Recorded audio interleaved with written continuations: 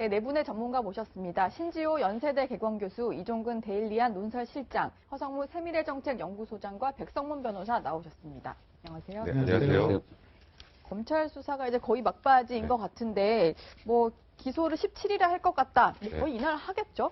그러니까 지금 수요일이죠. 수요일까지 이제 5차례 옥중 조사를 마치고 그 이후에 이제 조사를 더 이상 하지 않는 상황인데 박 전 대통령의 혐의가 총 13가지 정도 됩니다. 그러니까 가장 뭐 중심에 뇌물죄와 직권남용이 있지만 그 많은 혐의와 관련해서 조사를 마친 부분을 정리해서 공소장을 작성하는 그 작업이 꽤 며칠 더 걸렸던 것 같아요. 그래서 사실 당초 예상은 17일 전에, 그러니까 어제죠. 그러니까 14일에 기소를 할 가능성이 높지 않을까라고 했는데 네. 그 분량이 좀 많은 것 같습니다. 그래서 그 부분 정리하는 작업을 거쳐서 월요일 날 오후 정도 이제 기소를 할 방침인데 특검에서 총 13가지 혐의로 일단 박근혜 대통령의 혐의를 특정을 했는데 검찰에서 그 혐의를 뺄지 아니면 또 추가를 했을지 이 부분은 조금 더 확인을 해봐야 될 것 같습니다. 네.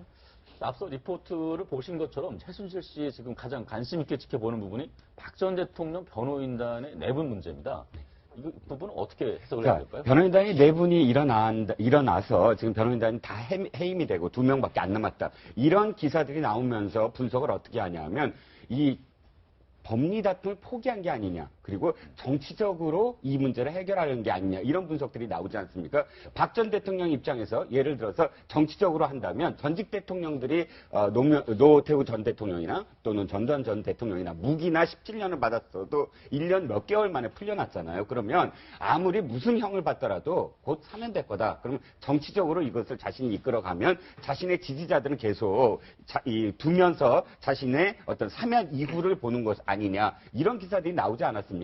네. 그런데 최순실 씨가 그런 기사들을 접했다면 어떤 생각이 들까요? 아니, 박 전 대통령과 공범인데 무죄 다툼을 해야지만 자신도 무죄를 받을 수 있지 않습니까? 그런데 박 전 대통령은 사면을 받을 수 있지만 자신은 사면을 받을 수 없는 민간인 신분 아닙니까? 그렇다면 박 전 대통령한테 어떤 의미에서는 끝까지 우리가 무죄를 다퉈야지, 변호인단을 더 강화를 해서라도 무죄를 다퉈야지, 정치적인 어떤 뭐 사면을 원한다, 이런 기사를 만약 접한다면 자신으로서는 최악의 상황이죠. 뭐 네. 그 문자 그대로 해석한다면 어떻게 변호인단을 구성하든 뭐 자신이 돈을 대든 어떤 상황이든 같이 무죄 다툼을 벌이자라는 메시지도 단순하게 읽힐 수는 있겠습니다. 네. 근데 궁금한 게 일단 최순실 씨가 일단 뭐 대통령에 대해서 내가 제일 잘하니까 뭔가 도움을 주고 싶다 이런 식으로 말을 하긴 했는데 보면 이게 어차피 공범이니까 좀 우리끼리 뭔가 좀 정리를 해서 이제 재판에 임하자 이런 얘기인 것 같아요. 근데 이게 실제로 공범인데 뭐 변호인들 간의 접촉 이런 게 가능한 건가요?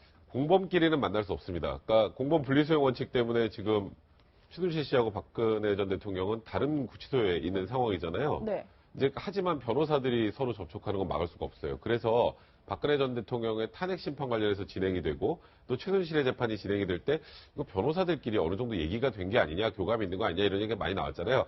적절하진 않을 수 있지만 그거는 막을 수 있는 건 아닙니다. 네. 그러니까 변호인들끼리 충분히 접촉할 수 있는 거고 여기서 최순실 씨는 그러니까 박 전 대통령을 위해서라는 표현을 썼는데 조금 전에 말씀하셨던 것처럼 이거는 박 전 대통령을 위해서가 아니라 본인을 위해서예요.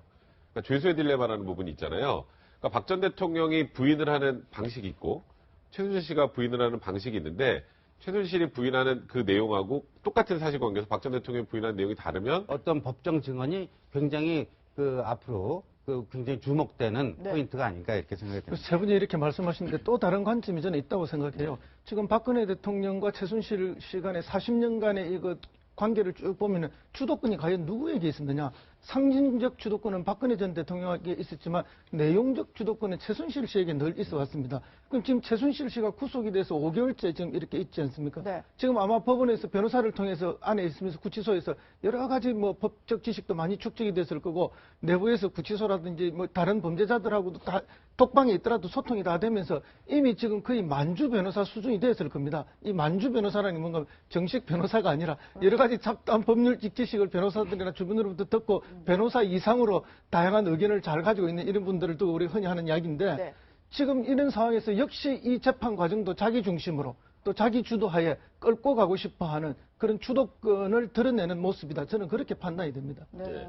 최근에 또 논란이 됐던 부분이 박근혜 전 대통령의 구치소 생활에 대해서 얘기가 또 나왔습니다. 그래서 좀 특혜 갖고 있는 거 아니냐 안 할지 계속 나오고 있었는데 한 이틀 정도는 그 독방, 구치소가 아니라 사무실에서 잠을 잤다. 그런 얘기까지 나오면서 조금 너무 특혜를 주고 있는 거 아니냐라는 얘기가 나오고 있어요. 도배 얘기까지 나오고 있고요. 네, 이게 뭐 일단 보도상으로는 박 전 대통령이 이 독방이 너무 지저분하니까 도배를 해달라고 요청을 해서 이틀 동안 도배하는 과정에서 뭐 당직실 같은데, 그러니까 일반 수용 시설이 아니라 교도관들이 일단 잠을 자야 하는 공간에서 잠을 잤다라는 게 일단 보도였는데 네. 서울구치소 측에서는 박 전 대통령이 그런 요구를 한 적은 없고 우리가 뭐 차단막도 설치를 해야 되고 여러 가지 그런 그러니까 일반 재소자와 마주치지 않게 하기 위해서 어느 정도 준비 작업을 하는 과정에서 이틀 동안 그러니까 박 전 대통령의 동선보호나 안전보호를 위해서 당직실에서 이틀 동안 재웠다. 그러니까 박 전 대통령 요구가 없었다라고 하는데 요구가 있건 없건 이거는 엄청난 특혜입니다.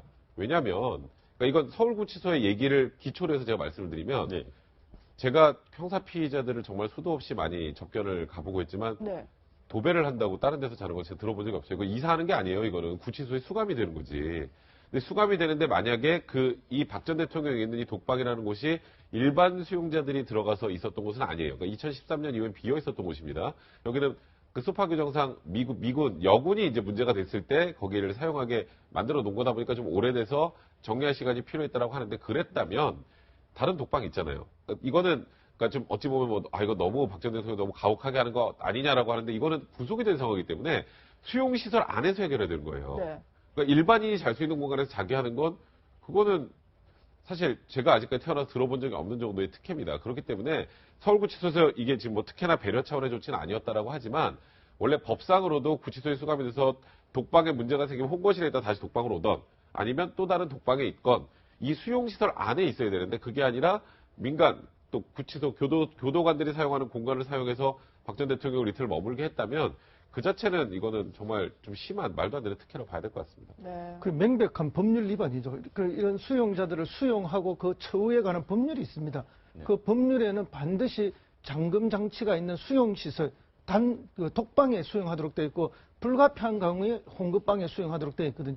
방금 변호사님 말씀하신 대로 수용시설, 어떤 경우에도 수용시설 안에서 해결해야 되는데 당직실은 잠금 장치가 있는 수용시설이 아니지 않습니까? 네. 그런 의미에서 아무리 교도소 측에 이런 설명이 있다 하더라도 이것은 교도소 측의 일종의 변명에 불과하다고 볼 수밖에 없습니다. 네. 물론 뭐 저희들이 박근혜 전 대통령에게 뭐 가혹하게 어떻게 하라 이런 건 전혀 아닙니다. 그러나 결국 이 박근혜 대통령이 비극적 상황이 벌어진 게 뭔가 하면은 법을 무시하고 법 위에서 여러 가지 행동을 했기 때문에 생겼던 거 아닙니까? 네. 그럼 저기 가서조차 정해진 규칙과 법률을 정하지 않고 있다면은 그것은 물론 박근혜 대통령이 잘못이라는 것이 아니라 구치소 측의 잘못은 명백한 것이죠.